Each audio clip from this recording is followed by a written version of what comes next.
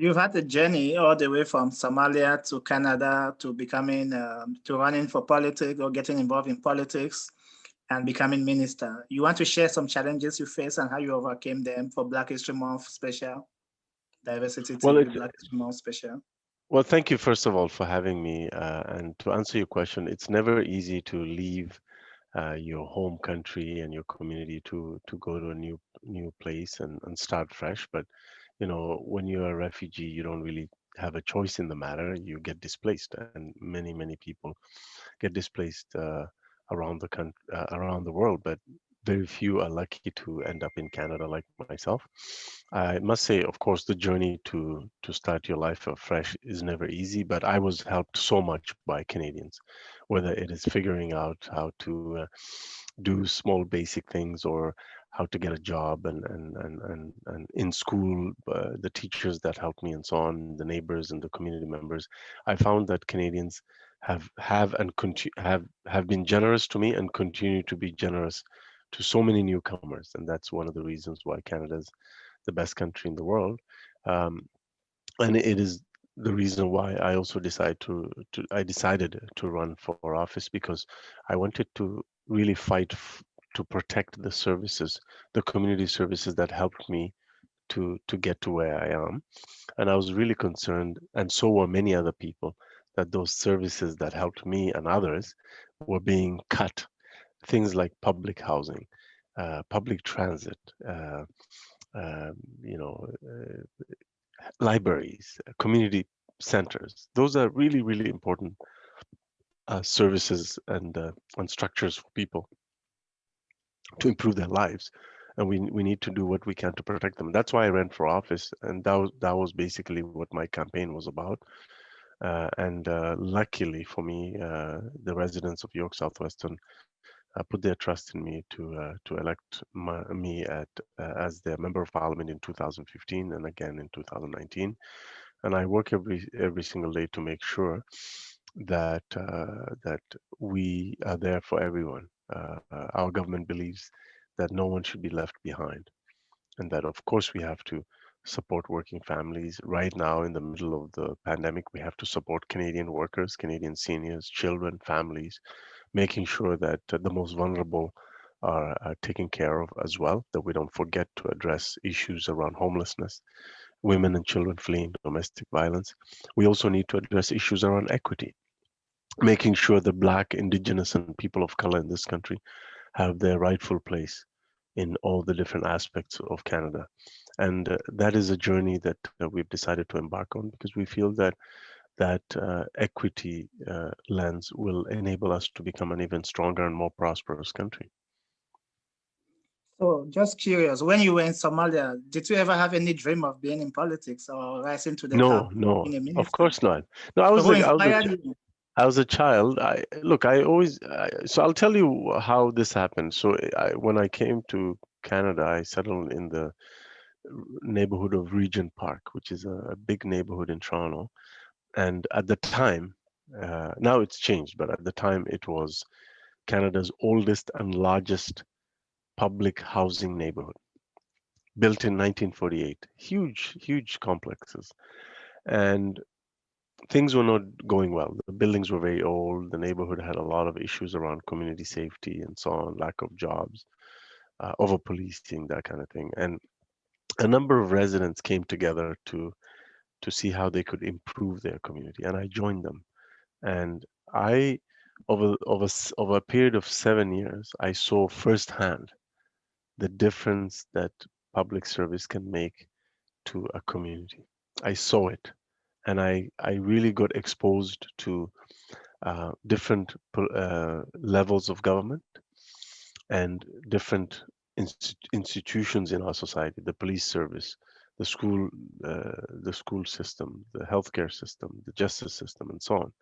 And this group that we formed, the Regent Park Community Council, became a really strong voice for the 21,000 people who were living there at the time. And we were able to make a change. We were able to improve community safety. We brought educational services to Regent Park. We created jobs for young people, literally lifting families out of poverty through giving those young people a chance to move up through the unions there. And I saw for the first time something that I didn't know existed before. I used to think politics was just a bad thing and didn't really have any value for anybody.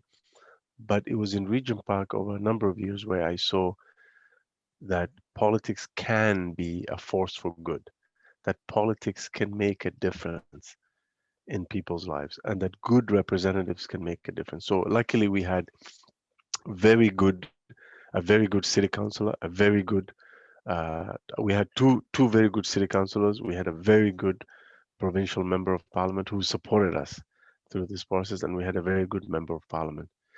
So all of those people showed me that, you know, positive change can happen when politicians actually care about their community and care about public service.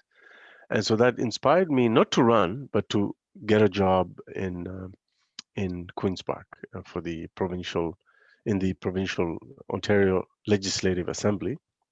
And I worked there for 5 years, first in opposition, and then afterwards in government with the premier of Ontario, Dalton McGuinty. And then I went to become a lawyer because I went to law school because I wanted to become a lawyer to become a better advocate for people in my community. And then when I came back, I practiced law, and after that, there was an opportunity that opened up to run for office, and I took that opportunity. But I hadn't planned it. If you had asked me, I would have said I don't think I'll ever run. And it wasn't in my plans. It just happened because a number of my friends said you should run because you care about community services. You benefited from them. Yes, you're giving back in a small way through tutoring kids and other things, but you need to give back in a bigger way by running for office and fighting for the services that you benefited from so that the next generation gets to benefit from them. And that was a very compelling argument.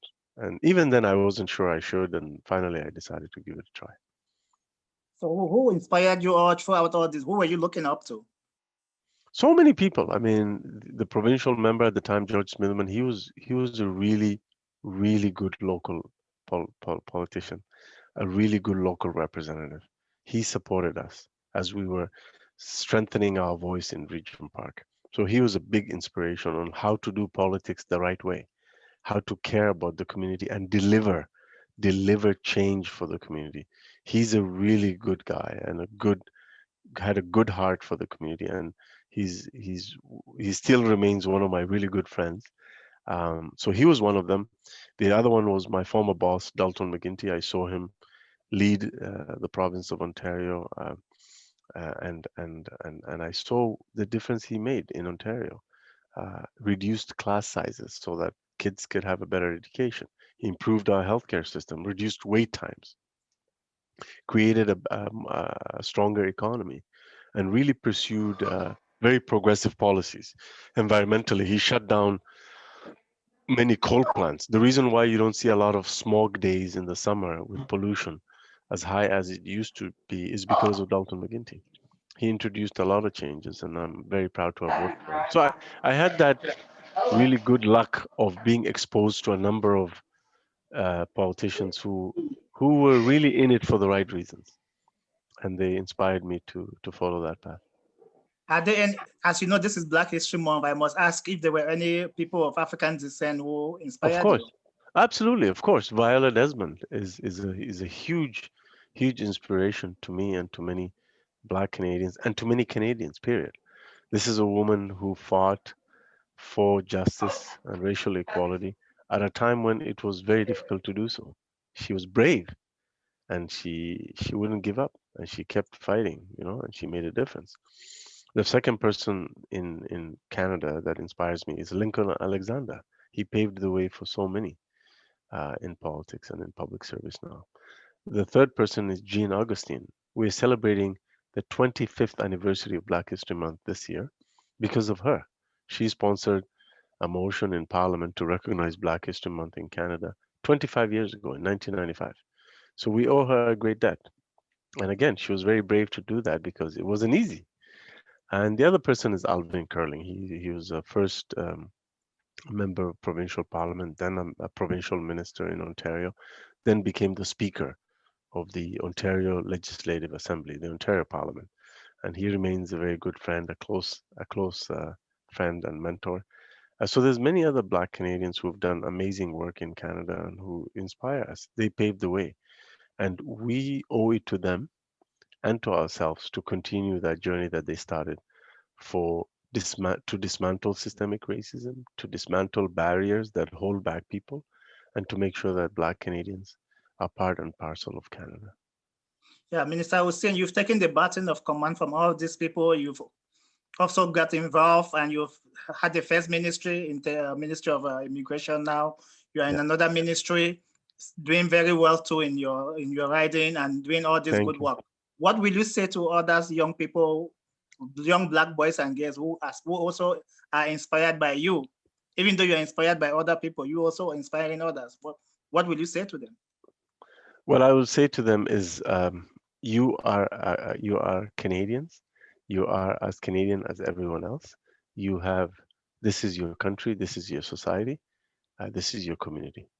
Um, Work hard, fight hard, and volunteer. Give back to the community, because through volunteerism, you not only help the community, you help yourself because you learn new skills and you expand your network. A lot of young people, they need to expand their network so that they're able to experience new experiences, obtain new skills, find a job, get a mentor, seek out those people in the community that you admire, and look and ask them to mentor you. Most of them will say yes, because it's very flattering for someone to come and ask you to mentor them. And give back as much as you can. If you are in high school, tutor kids who are younger than you. If you're in university, tutor the kids who are in high school. If you're in graduate school, tutor the kids who are in undergrad. Give back, because we all need to do our part. The second thing I would say to young Black Canadians is learn your history. Black Canadians have been in Canada longer than even modern Canada has existed. Learn about that amazing history and the immense contributions that Black Canadians have made and continue to make to Canadian society. It's really important to learn about history because history is very inspiring and very informative. I must ask, for the sake of my audience, that are you currently taking mentees? I have actually. In fact, so what I do instead of doing one-on-one, because it's very hard with my schedule, what I do is I mentor people collectively, and I make myself available throughout the country to reach out to different Black Canadian community organizations, and through them reach out to young people. So like just 2 days ago, I had a very big roundtable with a lot of young Black Canadians from coast to coast to coast. And then a few days before that, same thing. So I'm always constantly in touch with them. Yes. So I'm doing that. I'm doing that. It's just we have to find new ways to do that now because of COVID. So we do it as a group. That's impressive. Good to know that. So those who are listening, Mr. Hussen Get is in open touch to with my office and sessions. get in touch with my office, and we'll organize a town hall, and I'll answer all your questions, and we'll keep in touch, and then we'll do it again. So we'll do it occasionally, every once in a while. No, it's not just a one-time deal. Yeah. So you mentioned so many things that people like Jean Augustine and the rest have done that inspired you. And I see your ministry too has done a lot of stuff or has a lot of projects going on. Do you mind? Yes. I know this was supposed to be mostly Black History Month, but I will still have to ask you to No, talk. but it is connected. Of course. I mean, I will start with the programs we've brought in place as a government for Black Canadian communities. We've brought in the first ever Black Entrepreneurship Program, $122 million. Sorry, $221 million. $221 million to support Black entrepreneurs and businesses. That's incredible. No one has done this. So Prime Minister Justin Trudeau came to Toronto in August, and he announced that, in August of last year. And in February of last year is when the community asked for a focus on Black economic development. So we delivered in 7 months. That's a record amount of time to turn things around. Secondly, we introduced the Supporting Black Canadians Community Initiative, which I'm responsible for. Through that, we will be funding and funding both capacity building and capital projects and renovations and retrofits for Black community organizations. Dedicated money. Third, we've invested $9 million in Black youth programming, $11.5 million in Black mental health research and approaches, and a number of other things. We've set up the Canadian Institute for People of African Descent. It's real. It's actually now a thing, and it will help us moving forward to produce data and policy and analysis and feedback on government policy and other policies across the country.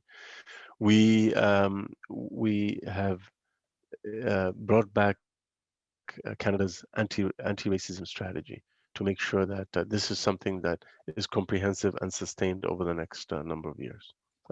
But we know there's more work to be done, and we'll continue to do that.